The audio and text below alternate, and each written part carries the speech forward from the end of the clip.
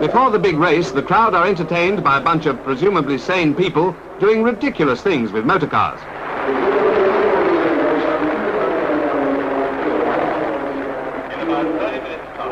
And then the whip cracks and the ringmasters enter. Eamon on Ferrari, Stewart BRM, Joe Bonnier with his own Cooper Maserati, McLaren Eagle, followed by Rodriguez, Cooper and the Honda.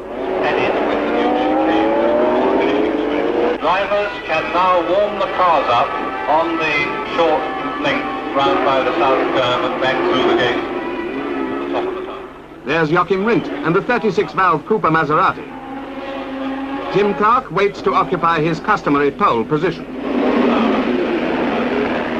Mike Spence in the second BRM. Graham hopes against hope that his bad luck is over at last. He's had more than his share this season. Colin Chapman, too, is obviously hoping just as hard.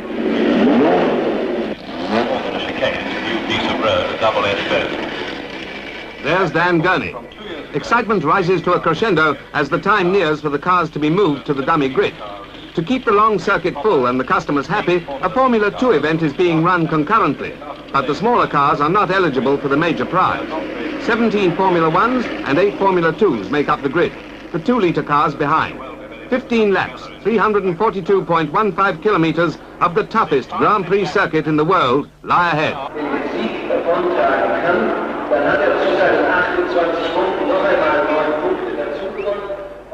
The president of the Automobile Club von Deutschland briefs the drivers.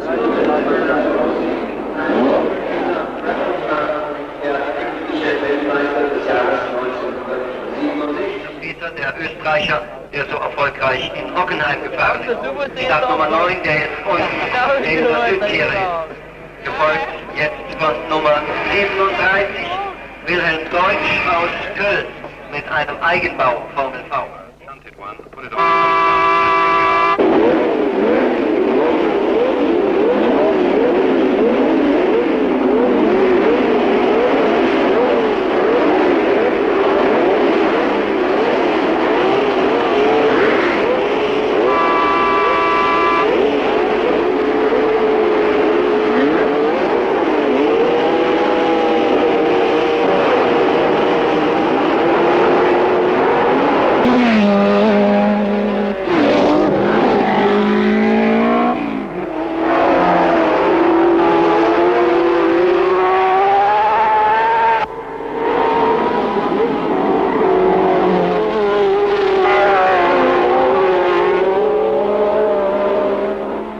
Now.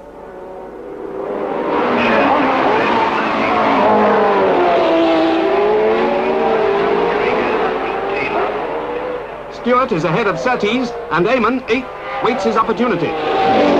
Through the pits again, and the first 3 are widening the gap, but Halm and Gurney are reducing the Lotus lead.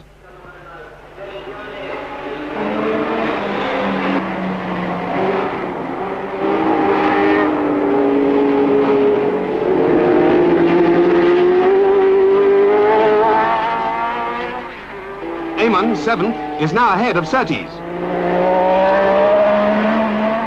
Hill, in spite of his troubles, has passed Ligier and is second from the tail. That's a Formula 2 car behind. First into the pits is Joe Sippert in Rob Walker's Cooper. A second or so later, Chris Irwin comes in. The Parnell H16 BRM has a Commodore Garden puncture. You saw him stop, wipe the goal. But poor Sippert has burst a hose with an obvious loss of coolant. Irwin's away in 2 minutes, but it takes 15 to clear up Sippert's mess. Over the bump, which puts the Flug in Flugplatz, come the leaders.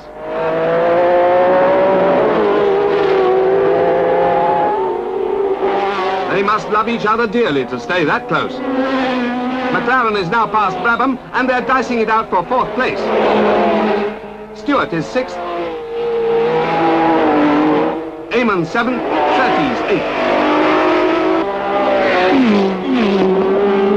On this third lap, the order was unchanged. Great class. Now Hill is ahead of Bonnier, and with Irwin and Sippert having pit stopped, is up to 13th place. Lap 4. Halm and Gurney are right up with Clark now. Jim seems far from happy, but is motoring fast enough to hold him off.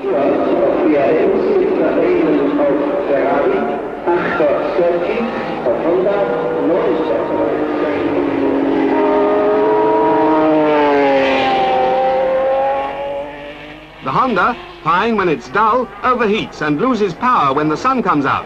A bit hard on a car from the land of the rising sun. At the end of the third tour, Spence comes in with transmission trouble. Still incarcerated, Siffert offers condolences. It's no good looking at it, mate. It just won't work. A shattered crown and pinion causes the first retirement of the race. Up and over at Flugplatz. And Hulme has the lead from Clark. What's wrong with Jim, the crowd asked.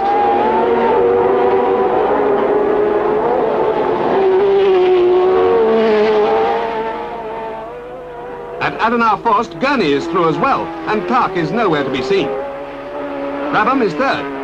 Stewart, fourth. At Brunchen, Gurney has taken Hulme, and the Eagle's beak is pecking at no one's exhaust. And Clark, limping home, is passed by Rindt, now lying 8th. Rodriguez is 9th in the other works Cooper. Hill is now the lone hope of Lotus. McLaren on the other Eagle also goes out on the 4th. Quite a lap. Gurney 3 seconds up as the 5th begins, having broken Jim Clark's lap record with 8:21.8 on lap 3.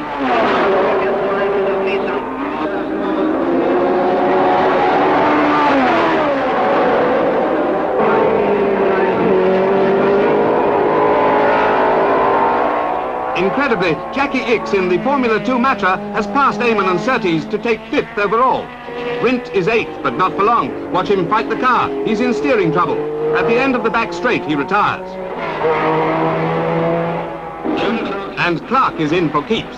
The Lotus was getting harder to handle all the time. A slow puncture the cause, and now, as a result, a suspension rocker arm is bent.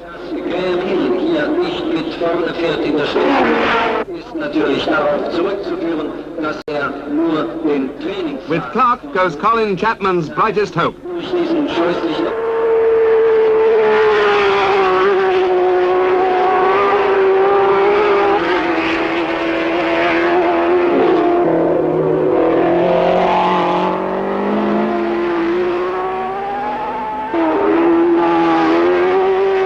The two Jacks, Brabham and Stewart, are still nose to tail, but the impudent, some think imprudent, Ickx is coming up at a rate of knots.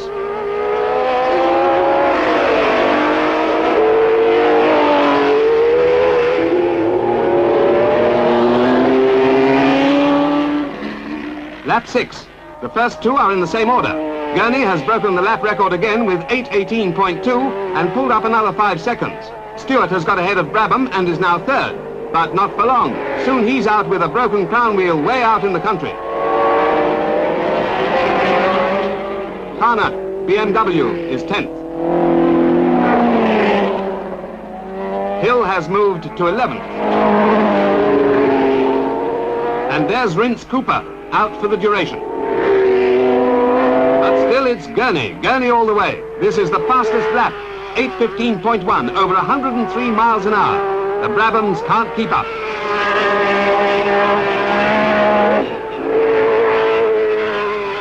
Ickx and Eamon. The bumps and bangs are tearing at the cars. Suspension breakdowns are frequent, and who could wonder at it?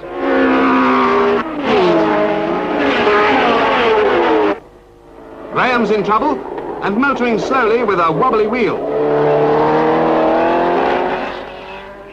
Rodriguez has a bottom wishbone ball joint shattered. Hill's trouble is quickly diagnosed, a loose front wheel. The things that can happen in motor racing. The first 3 Formula 2 cars are 29 Ickx, 24 Oliver. It's soon fixed. Lotus are still in the race. Is 25 Brian Hart.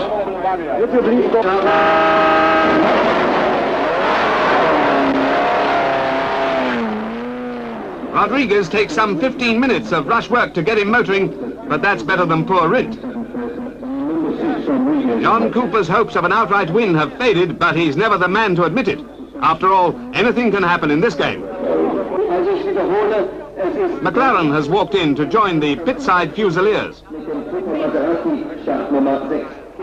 Gurney's record lap has put him 15 seconds up on Denny Hulme. Jack Brabham has the impudent Ickx right up his exhaust pipes at this stage, and behind them, the lone Ferrari is catching up fast.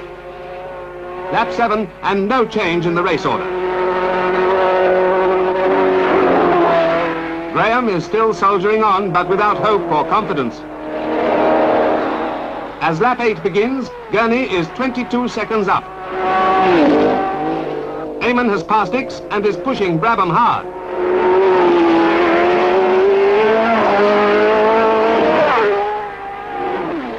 It's wheel tip to wheel tip along the straight, but the Ferrari hasn't quite got the steam to make it.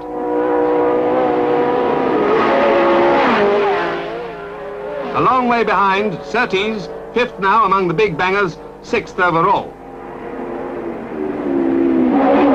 For Jackie Stewart, the long walk home is over, but life has its compensations. Oh, they just dragged me the whole way, both sides. But I took about a lap and 3/4 to get past Surtees.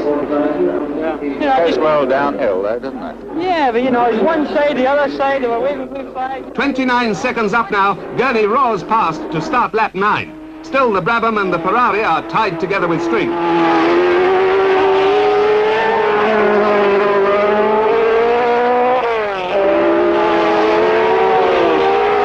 Joe Bonnier is enjoying a private battle with a Formula 2 job. But for Hill and Lotus, the race is run. A suspension bolt had come adrift and done the works no good at all. So ends his unhappy day. I've had a whole season of incidents packed into just one Grand Prix, his reported as saying. Anyway, the Lotus is only good for the dead car park, and it's no good making excuses. You know you broke it. Lap 10 begins.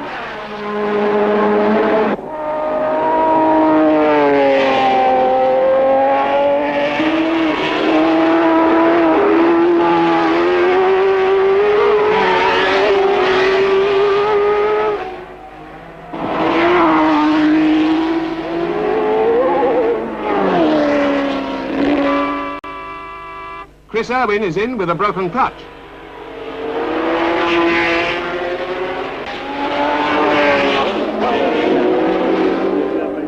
Putting fuel in against the rules costs Tim Parnell 200 Deutschmarks fine. But by cannibalizing Spence's car, they get Irwin back into the race with only one lap lost. Kana has had a long walk back when his suspension collapsed out in the country. When this sort of thing happens, the life of a team manager seems hard, but the driver always finds something to fill in the time.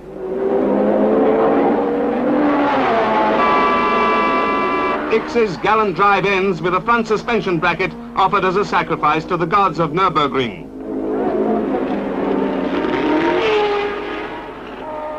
Dan Gurney, now 45 seconds ahead, seems unassailable.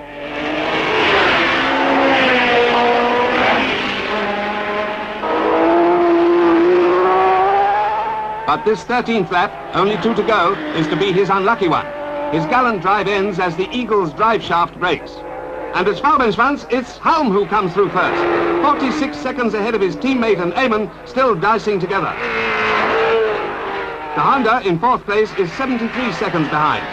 More trouble for Siffert. Fuel again.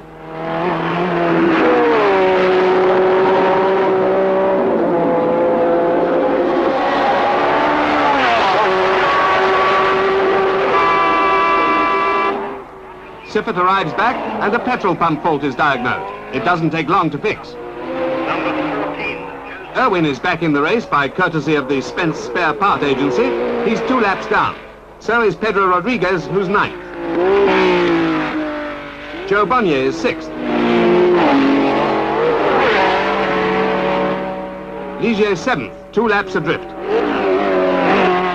Halm starts the last lap.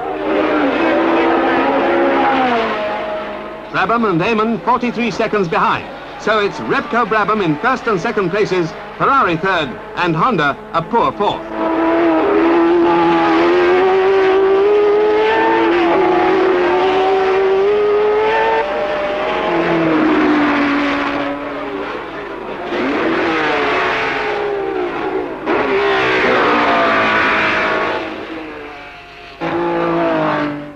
Down the straight for the last time. The chicane, the only hazard to the checkered flag.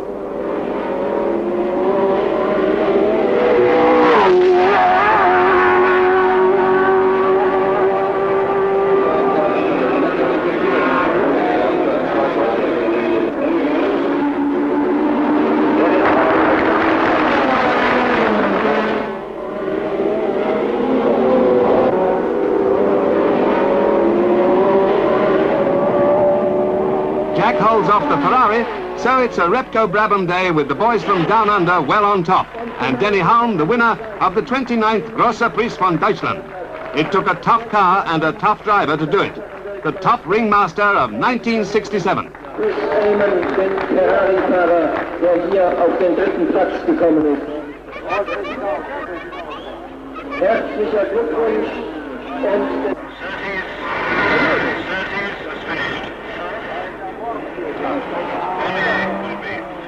Does he remember what he said before the race? And it would take me at least another 2 meetings, I think, before I get used to it. Unless, of course, I finish this Grand Prix, then by that time I should know a bit more about it. Durchschnitt 163,3 für den Sieger dieses 15 Rundenrennens auf dem Nürburgring. Neuer Rekord hier am Nürburgring.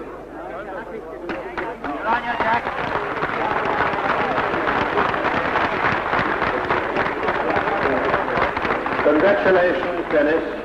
Well done, Dennis Holm. Well done, the Brabhams. 1 and 2 for the Brabhams. Well done.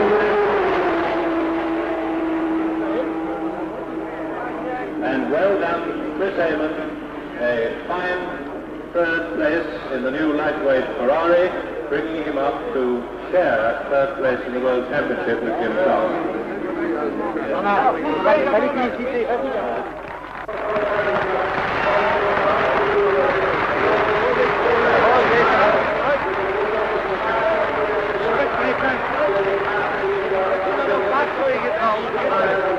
I kept the car going as hard as it would for as long as it would, and it survived, and I survived, and so here we are, the winners.